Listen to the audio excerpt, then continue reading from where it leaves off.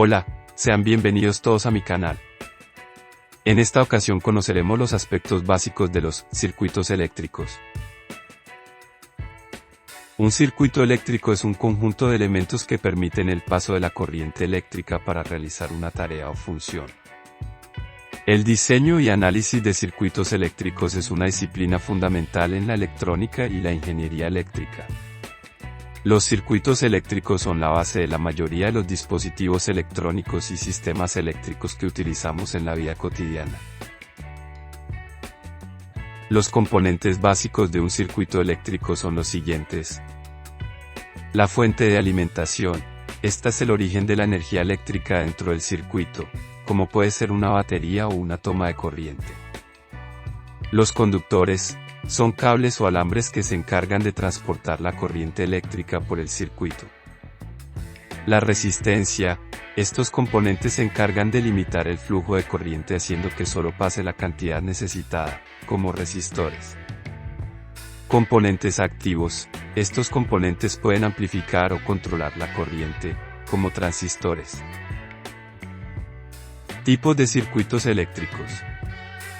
Existen diferentes tipos de circuitos según su configuración, su fuente de alimentación y sus componentes. Algunos de los tipos más comunes son circuitos en serie y circuitos en paralelo. Circuito en serie es un circuito donde los elementos están conectados uno detrás de otro, formando una sola trayectoria para la corriente. La intensidad de la corriente es la misma en todos los puntos del circuito, pero la tensión se reparte entre los elementos. Se utiliza cuando se quiere mantener una corriente constante, por ejemplo, en el alumbrado público. Circuito en paralelo es un circuito donde los elementos están conectados entre dos puntos comunes, formando varias trayectorias para la corriente. La tensión es la misma en todos los puntos del circuito, pero la intensidad se divide entre las ramas. Se utiliza cuando se quiere mantener una tensión constante, por ejemplo, en las instalaciones domésticas. Además de estos tipos de circuitos existe otro que combina elementos en serie y en paralelo y es llamado circuito mixto. La corriente eléctrica es el flujo de carga eléctrica a través de un conductor. Se mide en amperios y es una magnitud fundamental en la electricidad. La corriente eléctrica se produce cuando los electrones se desplazan a través de un conductor, como un cable metálico, debido a la diferencia de potencial eléctrico entre dos puntos. Existen dos tipos principales de corriente eléctrica. Corriente continua, DC o DC. En este tipo de corriente, los electrones fluyen en una sola dirección constante a través del conductor.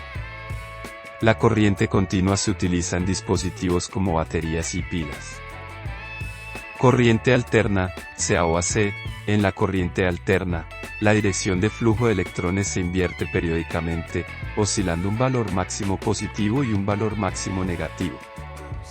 La corriente alterna es la forma en que se suministra la electricidad en la mayoría de las redes eléctricas domésticas y comerciales. Elementos de un circuito. Los principales elementos que utilizamos en un circuito eléctrico son los diodos. Estos permiten que la corriente fluya en una dirección y bloquean en la otra. Los transistores son los encargados de controlar la corriente entre dos terminales en respuesta a una corriente o voltaje en un tercer terminal. Los condensadores se encargan de acumular carga eléctrica y liberar energía almacenada en un momento posterior. Las bobinas, inductores, almacenan energía en forma de campo magnético. Circuitos digitales y analógicos. Los circuitos digitales son circuitos que utilizan señales binarias para realizar operaciones lógicas y matemáticas. Estos se pueden clasificar en dos tipos principales: circuitos combinacionales y circuitos secuenciales. Los circuitos combinacionales son aquellos que no tienen memoria, es decir, que su salida depende únicamente de las entradas actuales. Los circuitos secuenciales son aquellos que tienen memoria, es decir, que su salida depende tanto de las entradas actuales como de las anteriores. Los circuitos analógicos son circuitos que utilizan señales continuas para representar y procesar la información. Los circuitos analógicos se pueden clasificar en dos tipos principales: circuitos analógicos activos y circuitos analógicos pasivos.